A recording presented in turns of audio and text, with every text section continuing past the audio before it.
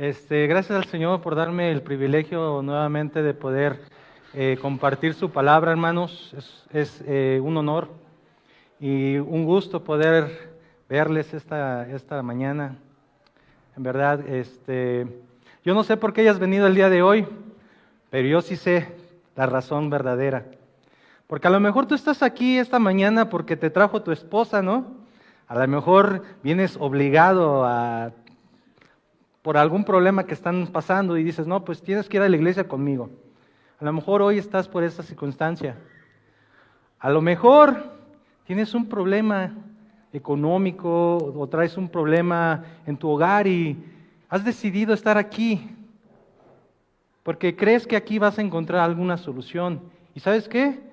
Es cierto, el Señor tiene solución para tus problemas. A lo mejor vienes aquí porque cada 8 días tienes esa costumbre. A lo mejor ya se ha vuelto una causa religiosa dentro de ti de venir aquí porque así está establecido, ¿no? Que estés aquí cada 8 días.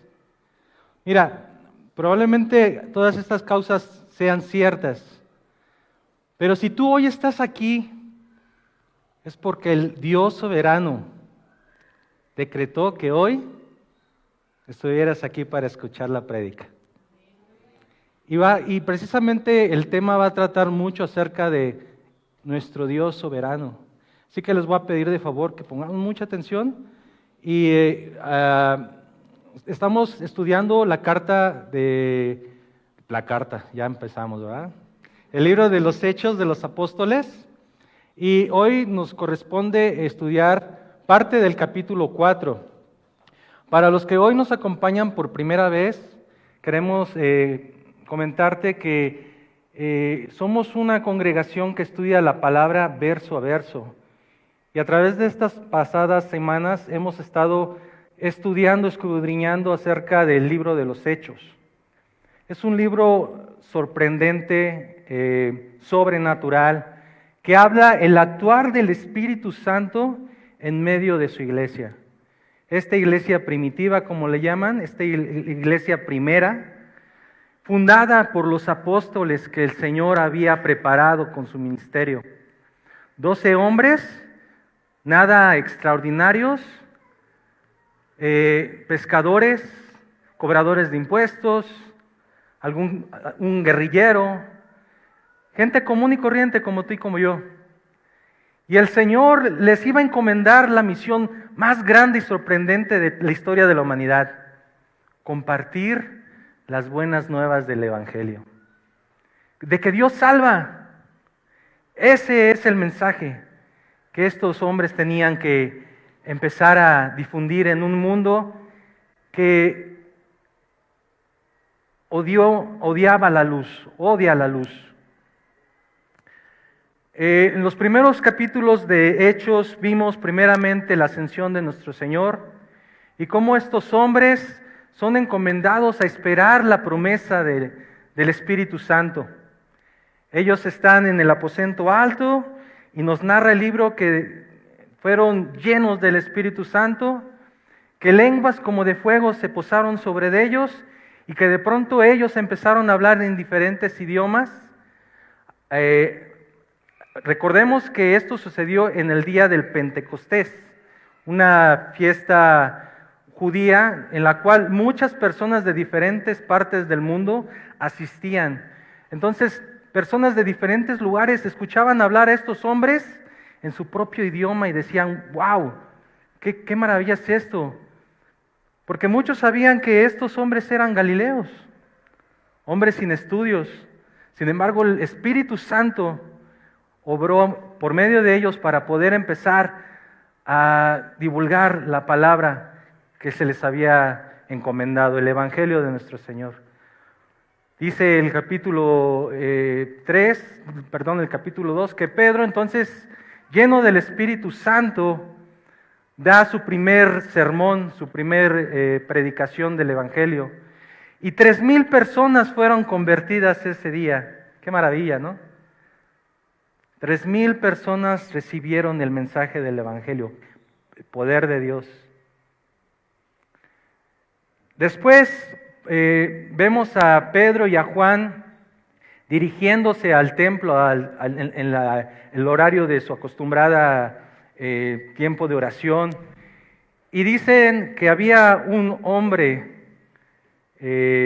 lisiado, un paralítico, que les pedía limosna. Y ellos dicen que fijando su vista en este hombre, le dijeron: mira, no tenemos ni oro ni plata, pero lo que tenemos te lo damos. Y en el nombre del Señor le dan sanidad a este hombre, a este paralítico. Este hombre recobra la fuerza en sus piernas y de pronto empieza a brincar y a alabar al Señor. Qué cosa tan sorprendente. Imagínate estar en ese lugar, en ese momento, cuando habías conocido que este hombre llevaba más de 40 años pidiendo caridad afuera del templo. Verlo brincar y alabar al Señor. Bueno, este hecho no quedó desapercibido, ¿no? Todo el pueblo se dio cuenta del milagro que había sido hecho por medio de los apóstoles. Entonces, en el capítulo 4, en el comienzo del capítulo 4, ellos son capturados y llevados ante el concilio, ¿verdad? Ellos son interrogados por el concilio y este concilio está muy enojado con ellos porque están predicando acerca de Jesús, acerca de la resurrección. Recordemos que el primer grupo, oposición que estos hombres reciben es por parte de los saduceos, que era el poder político y digamos religioso de ese momento. Ellos estaban muy enojados porque ellos estaban predicando acerca de la resurrección. Para los saduceos eso era algo inaceptable. Ellos no aceptaban la resurrección como algo dentro de sus creencias. Pero no solamente era el hecho de que ellos no creían en la resurrección, sino que ellos estaban conscientes que la palabra resurrección era un sinónimo de revolución. ¿Por qué? Porque estos hombres estaban, como más adelante dice el libro de los Hechos, estaban trastornando el mundo de ese momento. Y ellos tenían miedo que se hiciera como un gran alboroto. Y recordemos que en ese tiempo los romanos ocupaban toda la provincia de Judea y toda esa parte del Asia Menor. Ellos eran muy tolerantes con las religiones que se profesaban. Ellos no se metían con esos asuntos. Ellos dejaban la libre creencia, pero sí eran muy estrictos conforme a las revueltas. Si ellos veían una revuelta, inmediatamente actuaban y no solamente la desbarataban, destrozaban a los que se les pusieran enfrente. Eran muy crueles. Entonces los saduceos, tratando de mantener, digamos, el orden y su estatus, porque recordemos que ellos eran como, digamos, los gobernantes del pueblo judío en ese momento. Ellos no querían que esto se creciera. ¿Y qué hacen? Amenazan a Pedro y a Juan en ese momento. Generalmente cuando nosotros enfrentamos dificultades, ¿qué es lo primero que hacemos, no? Naturalmente casi siempre podemos pedir, ¿no? Pedimos a Dios que desaparezcan nuestros problemas, ¿cierto o no? Cuando llegan problemas a nuestra vida, ¿cuál es la reacción natural? Señor, quítame esto, ¿no? Aleja este mal de mí. No quiero pasar por aquí, Señor. Pero lo que hoy vamos a aprender es acerca de la soberanía de Dios. Y cómo estos hombres comprenden lo que significa el Dios soberano.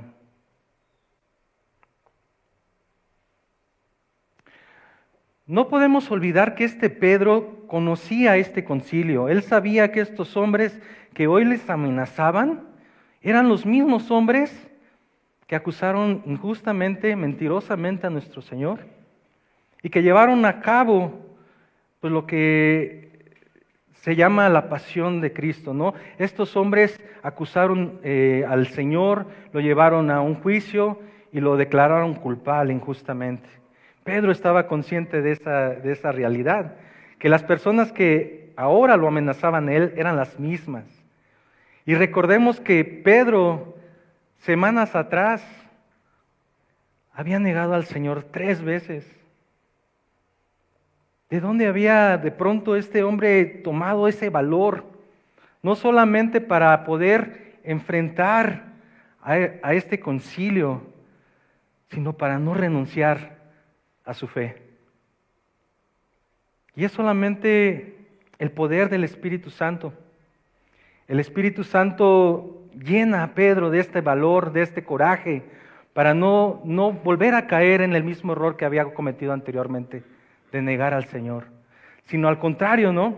Él dice que él no puede quitar su fe en Jesús y en todo lo que había visto a Cristo resucitado.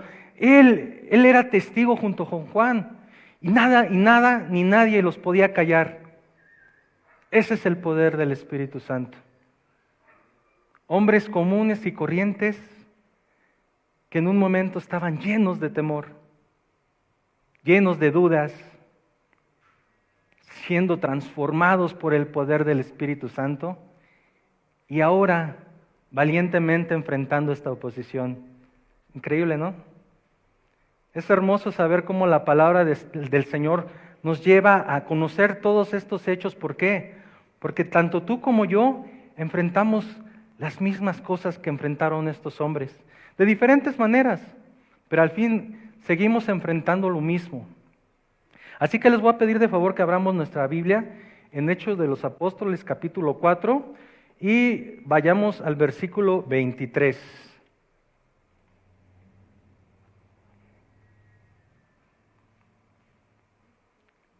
¿Ya estamos ahí, hermanos? Y dice el texto, y puestos en libertad,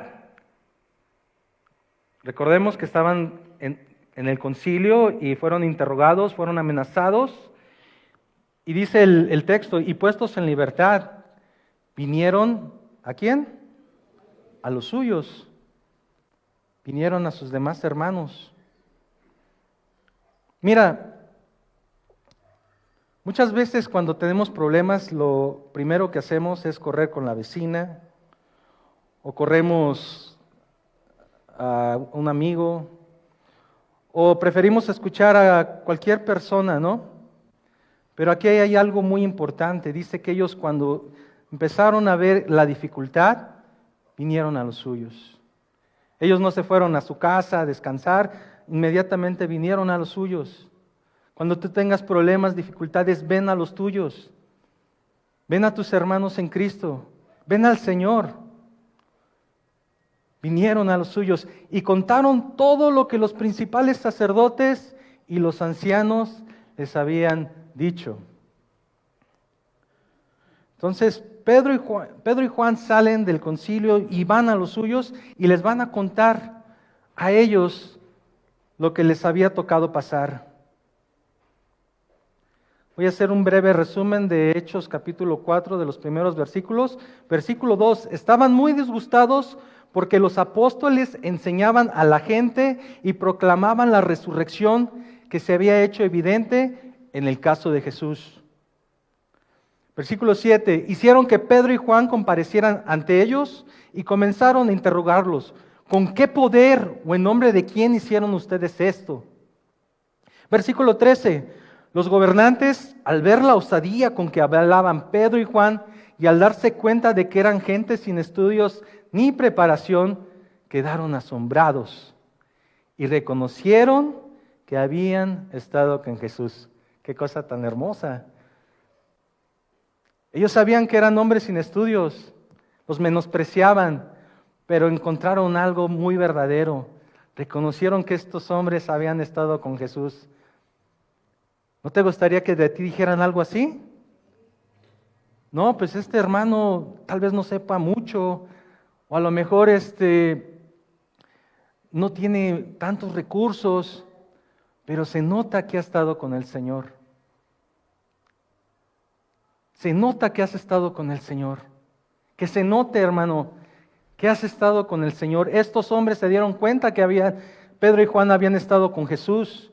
Versículo 17, para evitar que este asunto siga divulgándose entre la gente, vamos a amenazarlos y así no volverán a hablar de ese nombre a nadie. Ellos creyeron que asustándolos iban a detener esto. Ellos pensaron tontamente que estos hombres iban a huir apavoridos por las amenazas que ellos estaban recibiendo. No se esperaban que el Espíritu Santo les diera ese poder para seguir predicando. Versículo 18, los llamaron y les ordenaron terminantemente que dejaran de hablar y enseñar acerca del nombre de Jesús. Versículo 21, después de nuevas amenazas, los dejaron ir por causa de la gente que no hallaban manera de castigarlos. Es decir, ellos estaban conscientes que el pueblo había sido testigo del milagro y que en cierta manera iba a ser muy difícil castigar a estos hombres, porque el pueblo estaba con ellos. Entonces, ¿qué era la única solución? Dejarlos ir. Y dice que los dejaron ir y ellos vinieron a los suyos.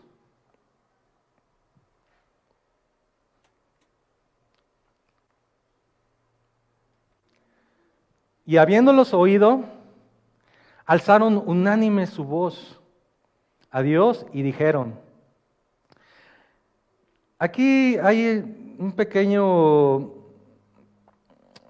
una pequeña controversia, ¿verdad? Algunos estudiosos piensan que probablemente el Espíritu Santo en ese momento hizo que todos hablaran a una sola voz y oraran a una sola voz, ¿no? Otros estudiosos consideran que esto no fue así, ¿no? Que más bien alguien tomó la palabra, empezó a orar y que todos le seguían en un mismo sentir. La palabra es clara en lo que nos dice unánimes alzaron la voz unánimes, ¿no? Y ellos empezaron a orar. Esta oración tiene muchas características de cómo los judíos oraban generalmente. O sea, tiene una estructura muy parecida a como los judíos lo hacían. Y es que recordemos que los apóstoles eran judíos. Es lo que habían aprendido toda su vida. Entonces la oración que vamos a encontrar ahorita, en este momento, muestra mucho de esa estructura de cómo oraban los judíos, ¿no? Y la primera es una exaltación al Dios Todopoderoso. Y dicen, soberano Señor, tú eres el Dios que hiciste el cielo y la tierra, el mar y todo lo que en ellos hay. Y vamos a detenernos, nos vamos a estacionar tantito en este versículo, porque creo que es muy importante que podamos entender lo que los discípulos tenían en su mente y en su corazón. Cuando ellos levantan su voz y dicen, soberano Señor, reconocen este atributo de Dios. Sabemos, al menos considero que la mayoría conocemos cuáles son los atributos de Dios o algunos de los atributos. A ver, ayúdenme, ¿cuáles son algunos de sus atributos?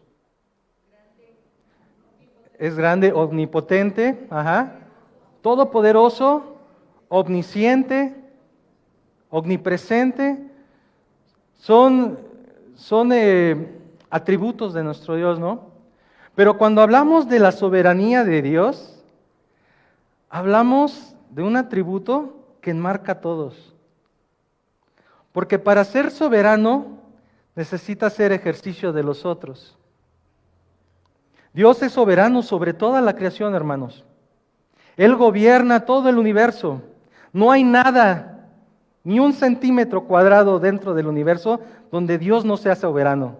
Porque si así fuese, no fuera soberano. Él es soberano del universo, de las galaxias. Él controla las galaxias. Él controla las estrellas, las fisiones nucleares que hay dentro de las estrellas. Dios soberanamente las controla.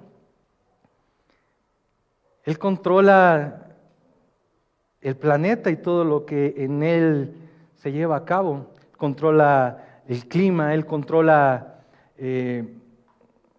todo. Él controla incluso nuestras vidas. Él es soberano. Nada se escapa de su mano. Y este es un concepto que muchas veces no lo tenemos claro, hermanos. Porque si realmente estuviéramos conscientes de su soberanía, esta soberanía nos llevaría a amarle y seguirle de una manera más firme, más veraz, sin tanto tropiezo.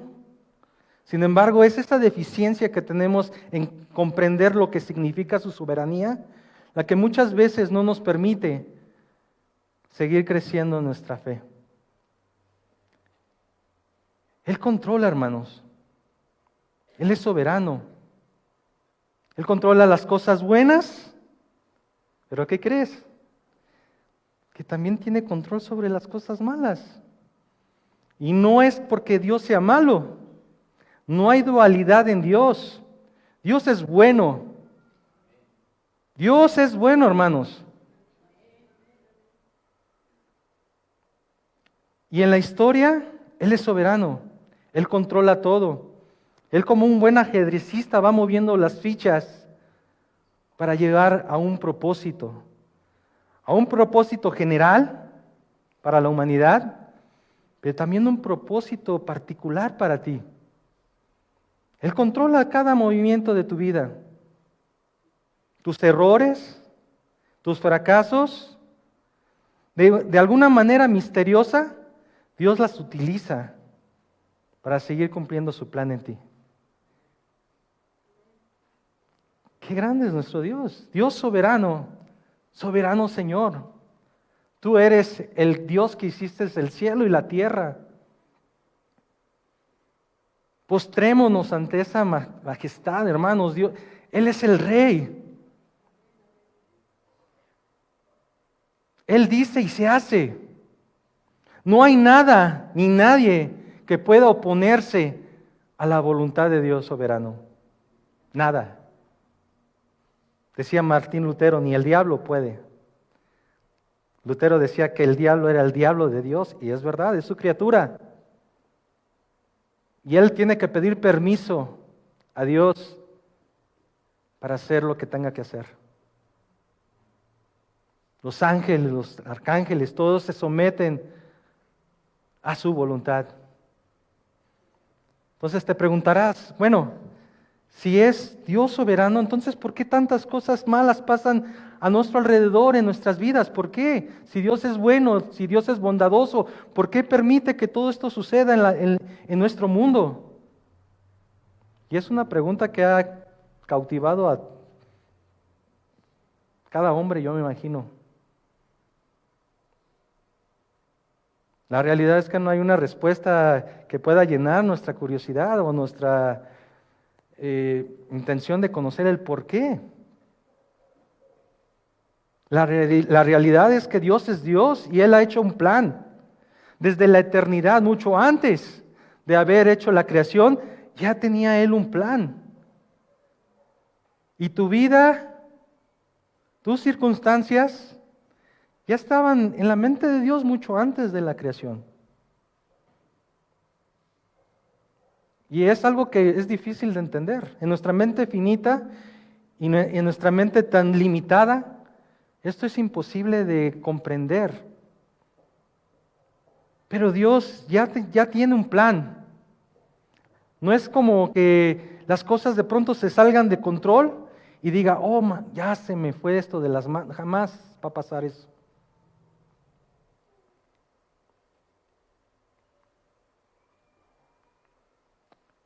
Daniel 4:35 dice, todos los hombres de la tierra no son nada comparados con Él. Él hace lo que quiere.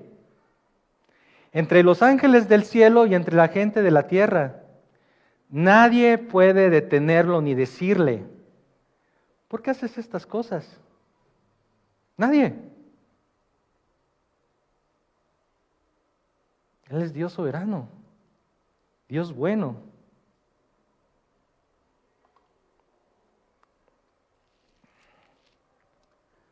Nehemías 9:6 dice, solo tú eres el Señor, tú hiciste el firmamento, los cielos y todas las estrellas, hiciste la tierra, los mares y todo lo que en ellos hay. Tú los preservas a todos y los ángeles del cielo te adoran. Control soberano de Dios.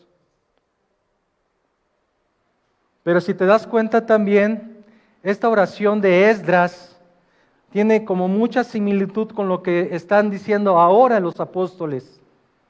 Tú hiciste los cielos, ellos reconocen que Dios es creador, que Dios es el principio de todas las cosas.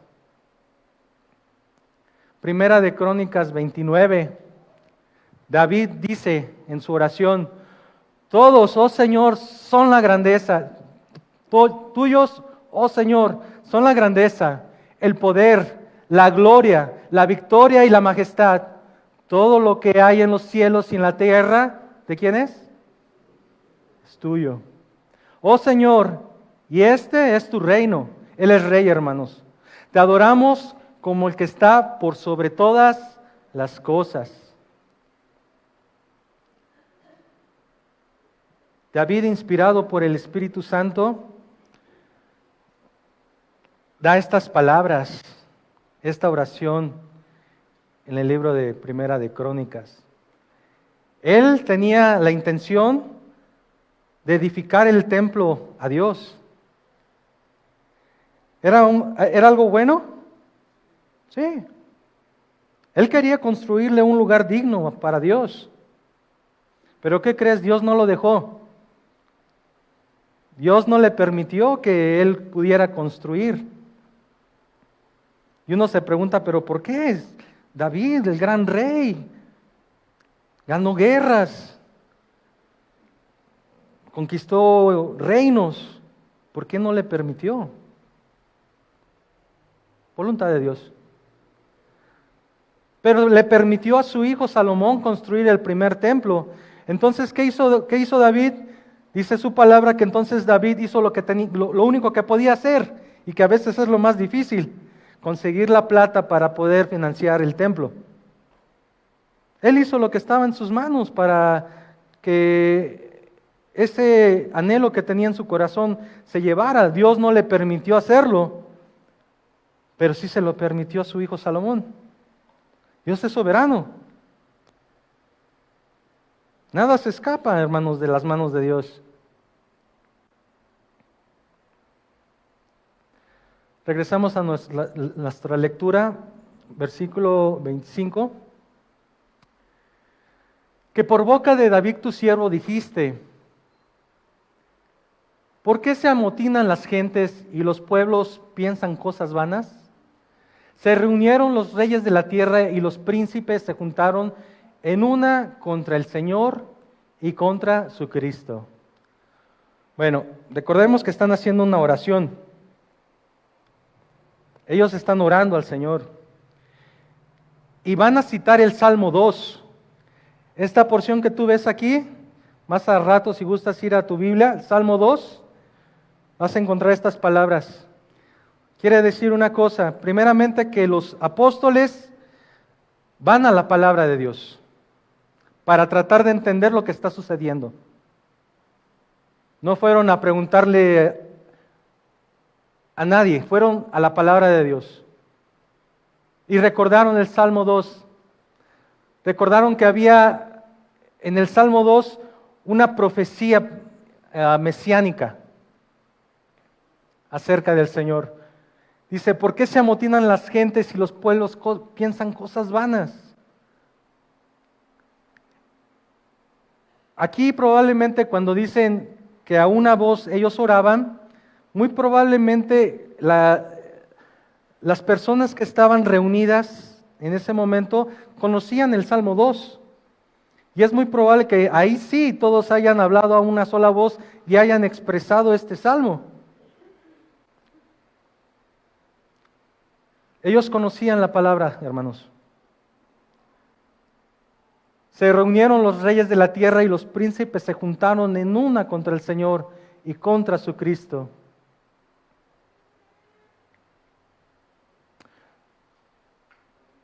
Porque verdaderamente se unieron en esta ciudad contra tu santo Hijo Jesús, a quien ungiste, Herodes y Poncio Pilato, con los gentiles y el pueblo de Israel, para hacer cuanto tu mano y tu consejo habían antes determinado que sucediera. Y aquí vamos a ver personajes conocidos, ¿verdad?, en la pasión de Cristo. Va a mencionar a Herodes, que representa el reinado de los judíos. Él era un rey impostor que había tomado el poder gracias a la influencia romana. Poncio Pilato, aquel que se lavó las manos, ¿no?, como diciéndose, haciéndose a un lado de lo que iba a suceder. Yo me lavo las manos. Él sabía que era un hombre justo, Jesús. Él en cierta manera trató de evitar que esto sucediera, pero al final no lo logró.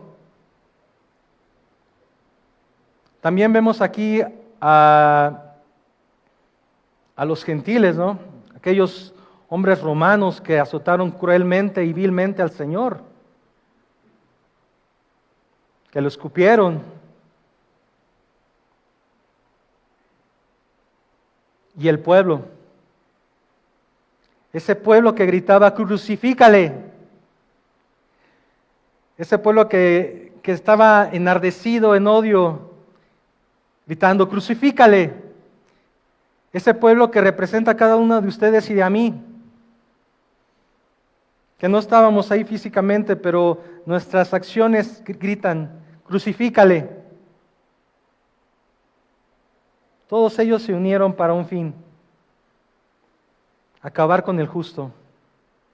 Querían destruir a aquel que había venido al mundo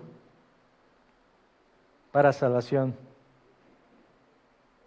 ¿Y a poco esto se escapaba de la soberanía de Dios? ¿A poco Dios veía desde su trono lo que estaba sucediendo a Jesús y decía, hoy, ¿por qué está sucediendo eso? No, hermanos. Todo esto era un plan ya predeterminado. Dios ya había determinado que eso sucediera. Ahora pensamos, bueno, si Dios ya había dicho que esto sucediera, entonces, ¿acaso estos hombres son culpables por hacer la voluntad de Dios? Nace esta pregunta. O sea, si ellos están haciendo lo que Dios dijo que hicieran, ¿son culpables? Claro, claro que son culpables.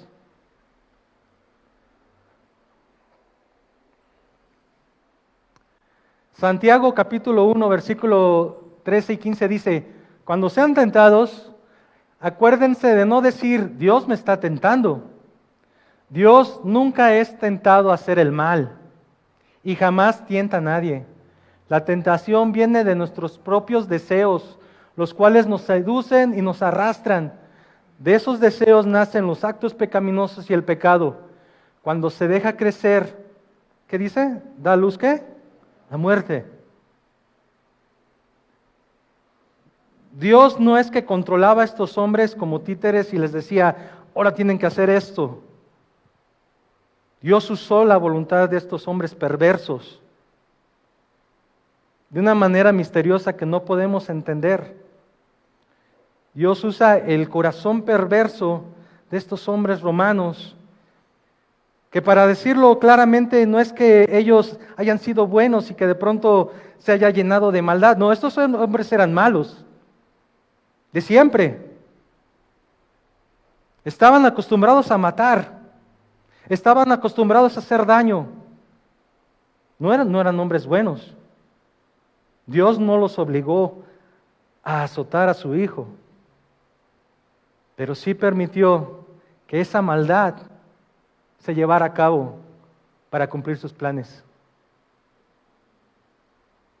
No es que Poncio Pilatos no tuviera a lo mejor en ese momento el poder para decir, ¿saben qué? Váyanse de aquí. Este hombre va a vivir, es justo. ¿Lo pudo haber hecho? Claro. Tenía el poder para hacerlo Poncio Pilato. No necesitaba pedirle permiso a los judíos. Él pudo haber metido a su legión y decir, saquen estos revoltosos de aquí. Y dejar que Jesús siguiera. Pero no. Porque ya había un plan.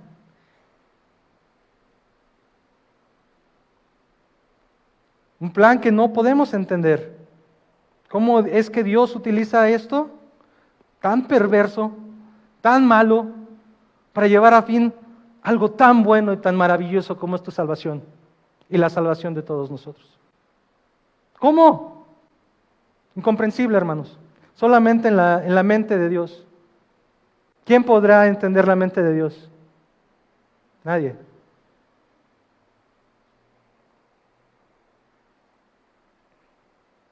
Aquel que es la luz verdadera, quien da luz a todos, venía al mundo, dice Primera de Juan. Vino al mundo que él había creado, pero el mundo no lo reconoció. Vino a los de su propio pueblo y hasta ellos lo rechazaron. Los judíos esperaban su Mesías. Ellos en cierta manera reconocían que había un plan de Dios para ellos, pero no pudieron ver la luz. No pudieron ver en Jesús a ese Mesías Salvador, porque ellos esperaban a alguien grande, poderoso, que los librara de las manos de los romanos. Ellos veían a Jesús y decían, ¿cómo este carpintero va a ser nuestro Mesías? ¿Este Galileo? ¿Acaso habrá salido algo de bueno de Galilea? Rechazo del ser humano. Ese rechazo no solamente es de ellos, es el rechazo de toda una humanidad. Una humanidad caída, hermano. Y esta es la condenación, que la luz vino al mundo y los hombres amaron más las tinieblas que la luz, porque sus obras eran malas. Porque sus obras eran malas. Por eso el hombre no voltea a Jesús, porque estamos llenos de obras malas, perversas. Perverso es el corazón más que cualquier otra cosa, dice su palabra.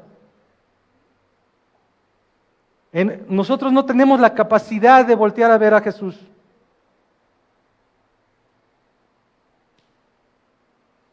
Es ahí donde también entra la soberanía de Dios.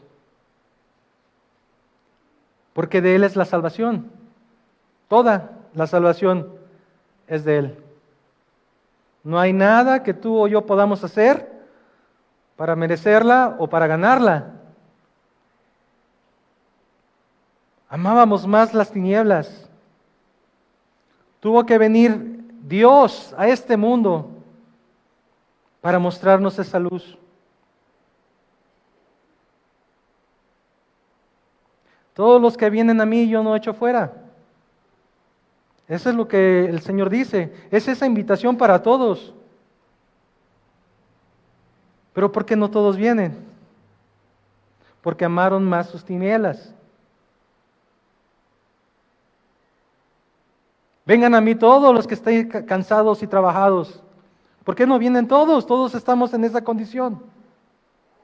Porque amaron más sus tinieblas a la luz. Aunque también, hermanos, tenemos que reconocer que nadie viene a Jesús si el Padre no lo trajera. Y ahí está su soberanía nuevamente. ¿Cómo? O sea, la invitación es para todos, pero solamente vienen los que al Señor, al que Dios el Padre le ha dado esa oportunidad. ¿No es Dios injusto? No. ¿Qué vio en nosotros? Nada. No había nada en especial. Nada.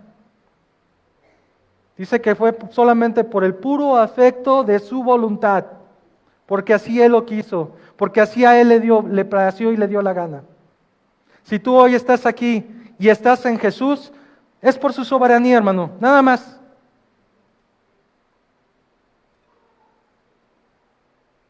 Nada más. ¿Esto te tiene que hacer sentir grande? No. ¿Esto te debe de enorgullecer? No. Si te glorías, gloríate en el Señor, porque de Él es la salvación. Entonces, ¿cuál es nuestra respuesta ante tan grande manifestación de su soberanía y amor? Rendirnos, hermanos, rendirnos a sus pies. Señor, heme aquí.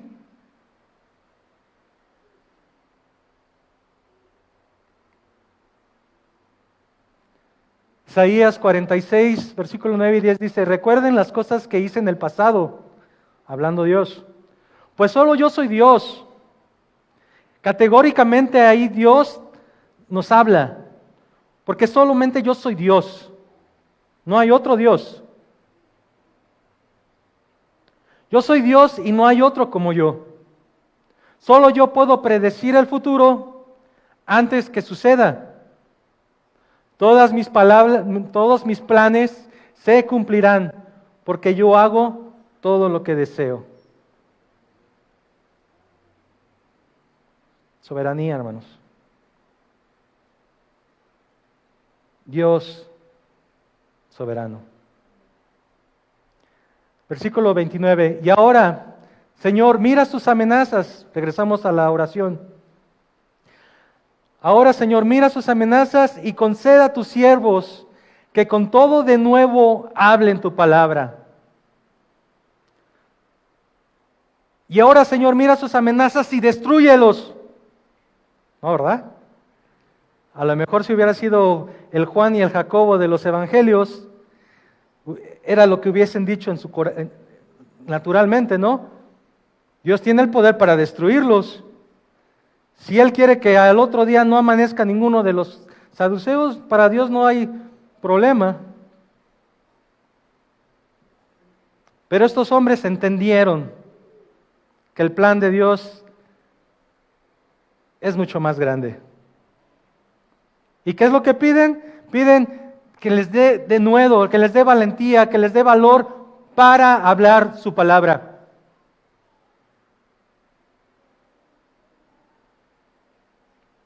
Si tú crees que es fácil subirte y hablar la palabra de Dios, créeme que para nada. Yo le he pedido al Señor que me dé valentía para hablar. Porque en mí esto no está. Yo, cuando me empezó a invitar el pastor a subir, sufría pánico escénico. ¿Y qué crees? Lo sigo sufriendo. Pero es el Señor. Yo vengo preparado a lo mejor con un tema y al subirme se me olvida.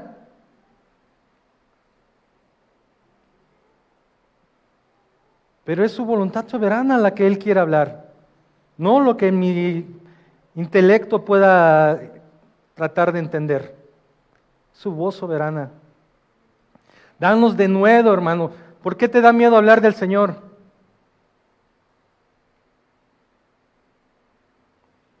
¿Por qué no puedes ni siquiera hablarle a tu vecino? Es más, ni siquiera le hablas a tu hijo del Señor. ¿Por qué? Danos de nuevo, Señor. Muéstranos, Señor, que tu plan incluye a cada uno de nosotros. Mientras extiendes tu mano para que se hagan sanidades y señales y prodigios mediante el nombre de tu Santo Hijo Jesús. Recordemos, hermanos, que el ministerio del Espíritu Santo comienza a hacer milagros en medio de los apóstoles. Este hombre cojo de nacimiento, de pronto lo ven brincando en el templo y alabando al Señor.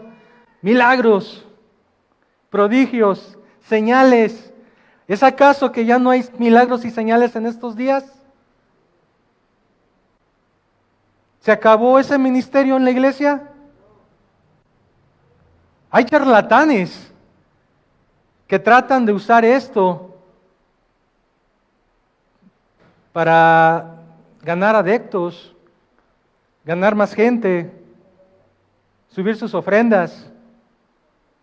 Pero la pregunta es, ¿estos ministerios de sanidades, señales y prodigios han desaparecido? Claro que no, hermanos. Siguen vigentes, palpables,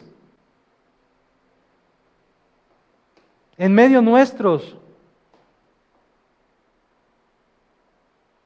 Muchas veces nuestra incapacidad de ver las cosas espirituales no nos permiten verlas. Pero en medio de ustedes esto ha sucedido. Si alguna persona llegó aquí con problemas a lo mejor de índole sexual y el Señor lo transformó, ahí está la señal y prodigio. Si llegó aquí algún hombre a lo mejor con problemas de adicción y el Señor lo rescató, ahí está, señales y prodigios. Si el Señor rescata una familia, ahí están, señales y prodigios. Los milagros no han dejado de suceder en medio nuestro, hermanos. Es nuestra incapacidad de verlos. Estamos tan ensimismados que no volteamos a ver lo que está haciendo el Señor en la vida de mi hermano.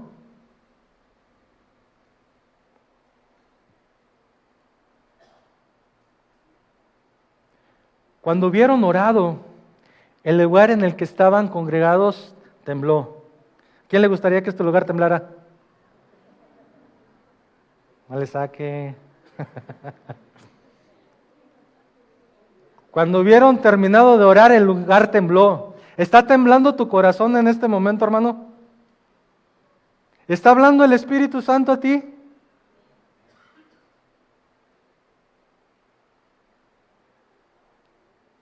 Y todos fueron llenos del Espíritu Santo. ¿Cuántos necesitan la llenura del Espíritu Santo?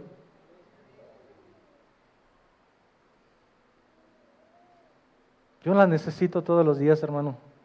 Soy un pecador. Fallo, siempre. Si no es por su gracia y su misericordia, hermanos, yo no estoy aquí. Mi carne me llama a estar allá afuera.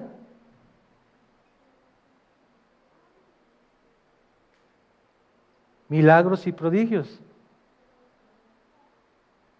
El corazón del hombre cambiado, transformado, un corazón de piedra hecho de carne. Sensible al Señor. Perfecto, no. Pero sí sensible al Señor.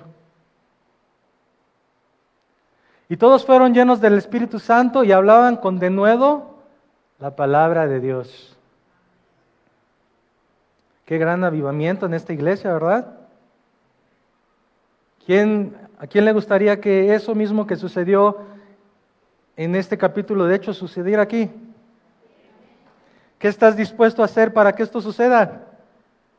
Porque una cosa es la voluntad soberana de Dios y otra cosa es lo que tú estás dispuesto a hacer para que esa voluntad se lleve a cabo. Él quiere usar tu vida, no como si tú fueras un títere. Él quiere usar tu voluntad propia, libre, tu voluntad llena del Espíritu para hacer lo que Él quiere hacer, sus planes. ¿Y sabes qué pasa? Que a veces nos rehusamos a hacer la voluntad de Dios y ¿qué crees? Aún así, su voluntad se sigue cumpliendo. Y recordamos al profeta Jonás, ¿no? Le dicen el profeta cabezón, Dios lo manda a Nínive, él odia a los ninivitas, él dice yo no voy a ir de ninguna manera, compra su ticket a Tarsis, él pensando que escapaba de la voluntad de Dios. Le suceden cientos de tragedias en ese viaje hasta terminar en el estómago de un pez. ¿Qué crees? Que ese pez obedecía la voluntad de Dios. porque Él tiene control inclusive de los animales.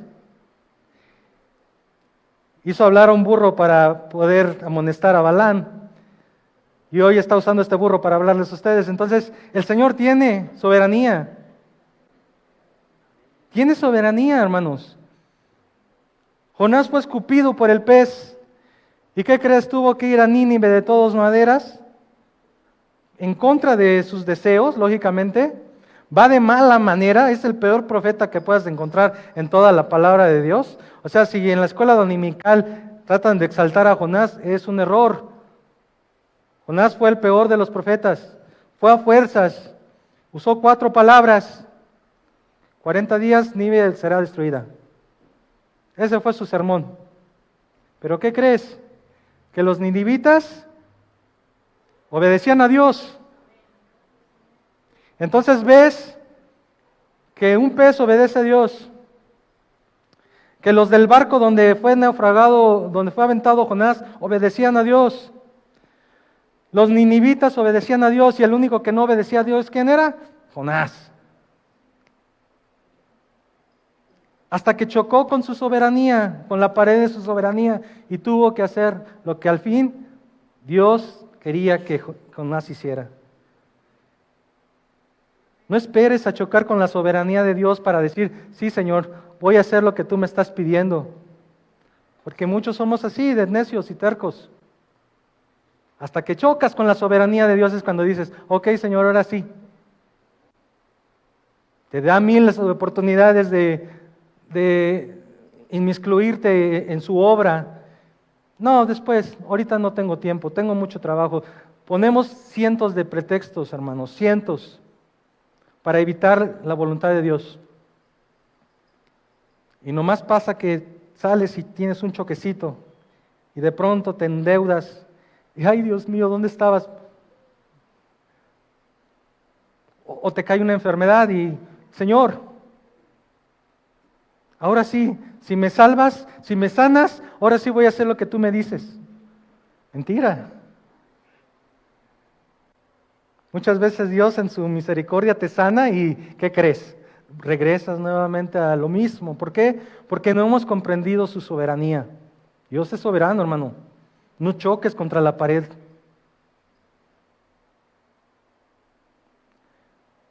Entonces, ¿todos están dispuestos a hablar con de nuevo la palabra de Dios? ¿Como cuántos, pastor? ¿Pensó que como unos 10 más o menos?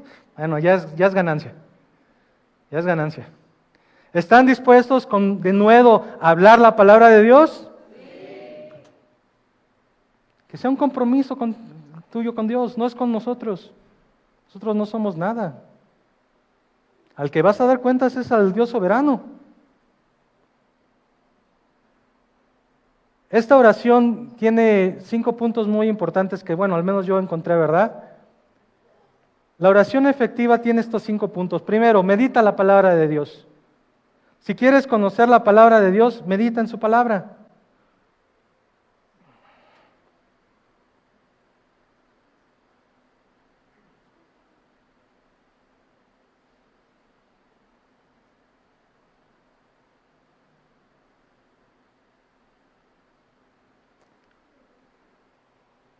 Las reacciones de las personas se basan en cuánto conocen a Dios.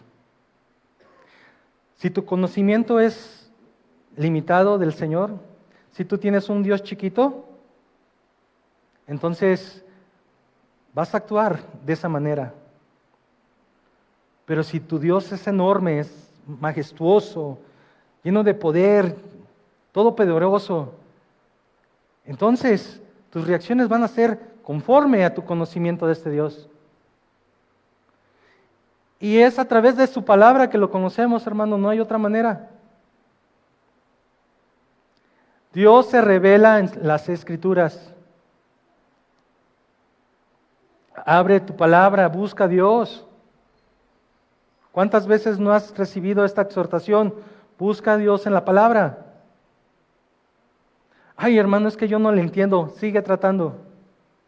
Pídele al Señor que te dé entendimiento, que el Espíritu Santo abra tus ojos espirituales. Ay, no, hermano, es que yo no sé leer. Pídele al Señor que te muestre. Para Él no hay imposibles, hermano. Punto 2 dice, cree que Dios escucha y responde.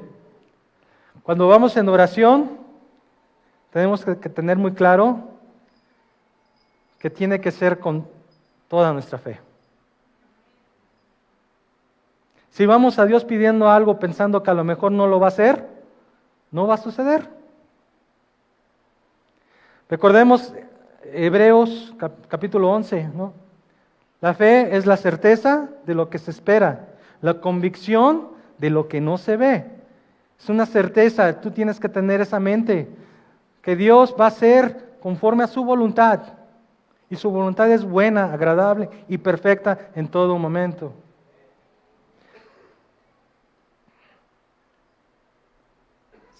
Si piden conforme a su voluntad, ¿qué dice su palabra? Él hará. Él hará, hermanos. Pero necesitamos creer con todo nuestro corazón que lo que pedimos en oración así será. Porque si no, entonces son palabras huecas, lanzadas al viento, sin sustancia. ¿Queremos ver milagros? Ora con fe. Y la fe es la certeza de lo que se espera.